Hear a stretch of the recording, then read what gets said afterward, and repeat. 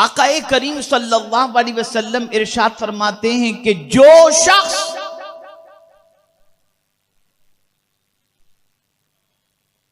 अपने माल में और अपनी उम्र में, अपनी रोजी में और अपनी उम्र में बरकत चाहता हो। अब मैं सवाल आपसे पूछता हूं, पूरी हदीस बाद में सुनाऊंगा। कौन जल्दी मरना चाहता है? नहीं मरना चाहता। आदमी जिंदगी को पसंद करता है, लंबी उम्र को पसंद करता है और ज्यादा जीना चाहता है। वो चाहता है अल्लाह उसे लंबी उम्र अता फरमाए। और कौन नहीं चाहता कि अल्लाह ताला उसके माल में बरकत अता फरमाए? हर कोई माल में बरकत भी चाहता है और उम्र में भी बरकत चाहता है। तो अब मेरे आका सल्लल्लाहु अलैहि वसल्लम नुस्खा अता फरमाते हैं। रसूल गिरामी वकार सल्लल्लाहु अलैहि वसल्लम ने फरमाया, जो शख्स ये चाहता है कि अल्लाह उसकी उम्र के अंदर और उसकी रोजी के अंदर बरकत अता फरमाए, उसे चाहिए कि वो सिले रहमी करे। अल्लाह उसके माल में भी बरकत अता फरमाएगा और उसकी जिंदगी में भी बरकत अता फरमाएगा। सिले रहमी किसको कहते हैं? रिश्तेदारों से अच्छा सुलूक करना।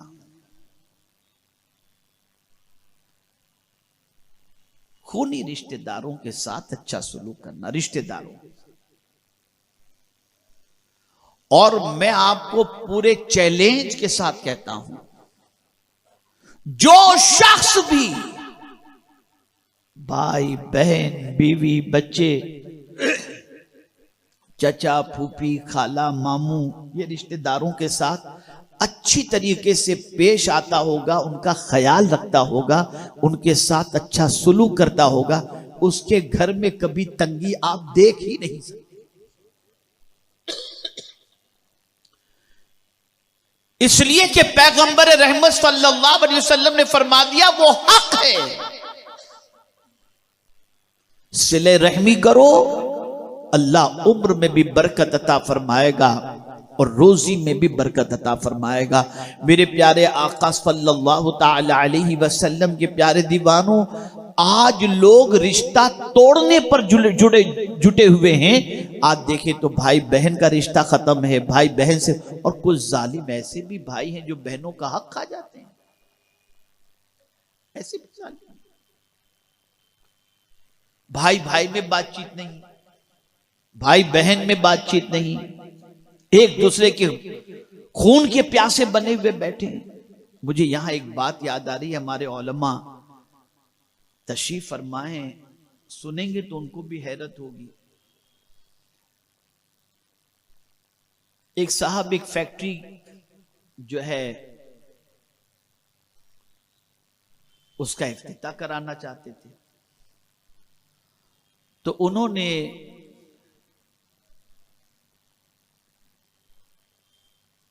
इस चीज का ख्याल किया कि आकाए करीम सल्लल्लाहु ताला अलैहि वसल्लम ने इरशाद फरमाया है कि सिले रहमी की बुनियाद पर अल्लाह ताला बरकत अता फरमाता है। तो उन्होंने क्या किया, भाई बहन और इसी तरीके से खाला और मामू और उन सब को बुलाया अपने यहां और बुलाकर उन सब से कहा, तुम सब दुआ करो, तुम सब दुआ करो। इसलिए कि सिले रहमी के एवज के अंदर अल्लाह ताला जो है वो रोजी में बरकत अता फरमाता है, उम्र में बरकत। सब ने मिलकर दुआ की, रोजी में बरकत हुई। तो उस खुदा के बंदे ने क्या किया मालूम है आपको? उस खुदा के बंदे ने इतनी बरकत अल्लाह ने उसे दी, इतनी बरकत दी।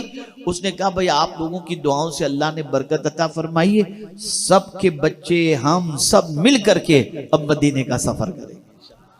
अल्लाह ने इतनी बरकत अता फरमाई। यहां तो शादी घर के अंदर हो तो इतना टेंशन होता है, बहन मुंह अलग लटका के बैठी है, सास अलग लटका के बैठी है, खाला अलग, मामू अलग। मनाते मनाते मनाते वो शादी गम में तब्दील हो जाती है कि ये क्या है। ये हाल हो चुका है हमारा, ये हाल हो चुका है। कहां से बरकत आएगी? और बहुत सारे जालिम ऐसे भी होते हैं कि लोग जाकर के माफी मांगेंगे, चलो माफ कर दो हमसे जो नहीं,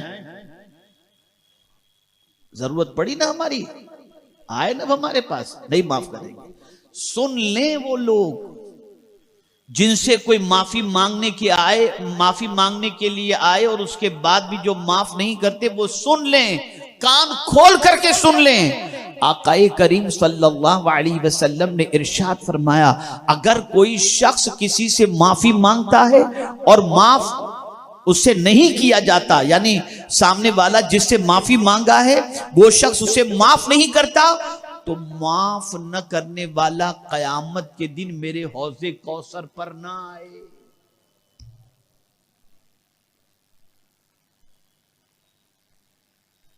जैसे ही माफी मांगी जाए माफ कर दो।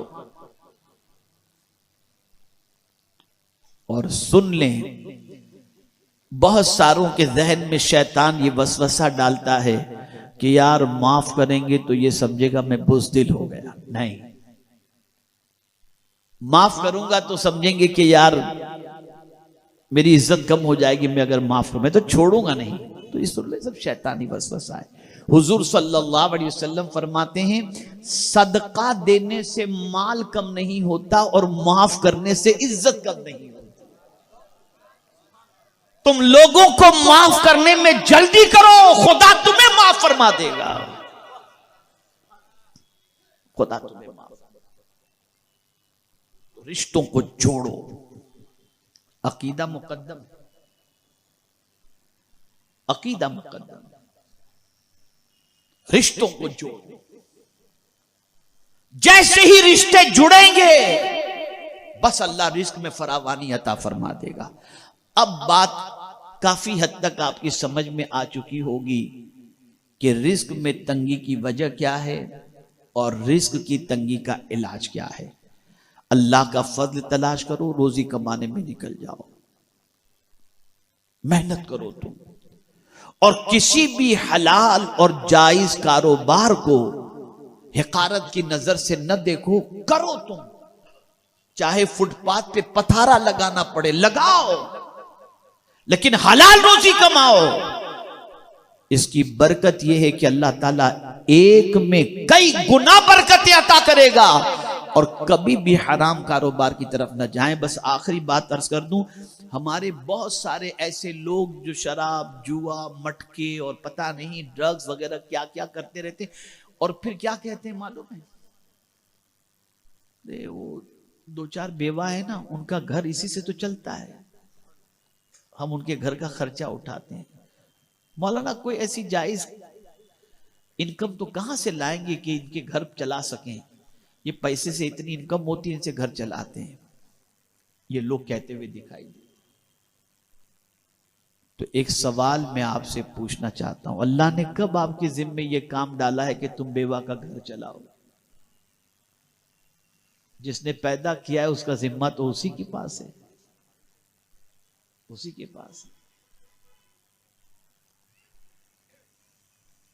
जो लोग हराम कारोबार करते हैं, नाजायज कारोबार करते हैं और उसके जरिए गरीबों को पालने की बात करते हैं, तो हदीस मुबारका में आकाए करीम सल्लल्लाहु अलैहि वसल्लम ने फरमाया, अल्लाह पाक है और पाक ही को कबूल फरमाता है। इसलिए पाक कमाई उसकी तरफ तवज्जो दो और हलाल रोजी के लिए मेहनत करो। अगर पथारा लगाना पड़े तो भी लगाओ, फुटपाथ पे खड़े रह के चीख चिल्ला के कारोबार करना पड़े तब भी करो, कोई प्रॉब्लम की बात नहीं। और अगर आप ये सोचो इससे इज्जत जाएगी, नहीं, आप अल्लाह के फरमान पर अमल कर रहे हो। फरमाया गया, अगर कोई शख्स हलाल रोजी ऐसी जगह कमाता है जहां कमाने की वजह से उसकी इज्जत चली जाएगी, यानी पढ़ा लिखा इंसान है, हलाल रोजी के लिए फुटपाथ पे खड़े के धंधा कर रहा है, लोग बोलेंगे यार देखो बेचारे की हालत क्या होगी, फुटपाथ पे खड़े के धंधा कर रहा है, थोड़ी सी इज्जत का मसला रहता है ना। लेकिन उसके बावजूद वो बंदा, तवज्जो चाहूंगा, उसके बावजूद वो बंदा मांग कर खाने की बजाय मेहनत करके हलाल रोजी खाना पसंद करता है, उसके लिए हुजूर ने जन्नत की बशारत अता फरमाई है। इसलिए सारी बुराई से बचो, सारे हराम काम से बचो, सारे हराम कारोबार से बचो, जायज कमाई के लिए मेहनत करो, तौबा इस्तिगफार की कसरत करो, हलाल रोजी के लिए निकलो, अल्लाह से डरते रहो। सब की बातों पर आपने भरोसा किया और उसके बाद सर पकड़कर बैठ गए। मैं आपको बता रहा हूं, अल्लाह की बात पर और उसके रसूल की बात पर अमल करो और भरोसा करो। सर पकड़ के नहीं, सर ऊंचा करके जीने का अल्लाह मौका अता फरमाएगा।